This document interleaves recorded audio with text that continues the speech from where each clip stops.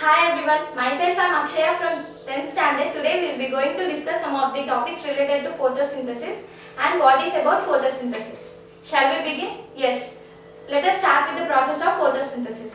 Photosynthesis is the process by which plants containing green pigment chlorophyll build up complex organic molecules from simple inorganic ones using sunlight as an energy source. The process of photosynthesis is very complex and several reactions occurs in this reaction. Also intermediate compounds are also formed.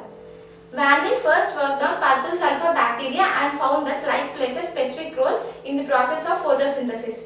Instead of H2O, they used H2S as a starting material. Here no oxygen is liberated and instead of oxygen, elemental sulfur is evolved in this reaction. Later, Robert Hill showed that oxygen is released from water during this process. The above mentioned equation is as follows. 6CO2 plus 12H2O in the presence of light and chlorophyll, C6H12O6 which is also known as glucose plus 6H2O plus 6O2. We are going to demonstrate that green plants release oxygen from water when exposed to light. Arrange the apparatus as shown in figure. Make two identical sets. Place some water plants like Elodea or Hydrilla in a short-stemmed funnel and keep it in a beaker. Then pour the water in the beaker. Arrange a test tube full of water over the stem of the funnel. Ensure that the level of the water in the beaker is above the level of the stem of the inverted funnel. Place one apparatus in the sun and other apparatus in the dark for at least 2 to 3 hours. After exposure to bright sunlight, inside the test tube the air bubbles will form which is kept in the sun. It is actually a gas which will be collected in the test tube. Observe the other setup kept in dark. There will be no air bubbles will be formed in the test tube. Test this gas by using an incense stick or glowing matchstick which would burst into flames. This shows the presence of oxygen. We can demonstrate that green plants release oxygen from water when exposed to light. Now we will be going to discuss that carbon dioxide is necessary for photosynthesis. Arrange the apparatus as shown in figure and we need a discharge plant to start with. To discharge the plant, we need to keep the plant in the dark for nearly 3 days to remove the starch from the leaves. While keeping the plant in the dark for 3 days, the starch is removed from the leaves. Take a wide-mouthed transparent bottle and add potassium hydroxide pellets or potassium hydroxide solution. Potassium hydroxide solution absorbs carbon dioxide and insert splitter cork in the mouth of the bottle.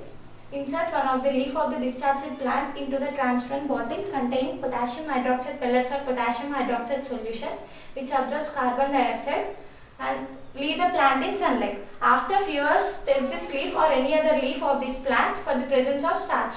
The leaf part which was exposed to bright sunlight or atmospheric air becomes bluish black and the one inside the transparent bottle containing potassium hydroxide pellets or potassium hydroxide solution which absorbs carbon dioxide remains colorless. This proves that carbon dioxide is necessary for photosynthesis. Now let us discuss an experiment which proves the presence of starch in leaves. Let us take a leaf from a plant with soft and thin leaves and well exposed to sunlight. Arrange the apparatus as shown in figure. Take methylated spirit in a test tube and put the leaf in it.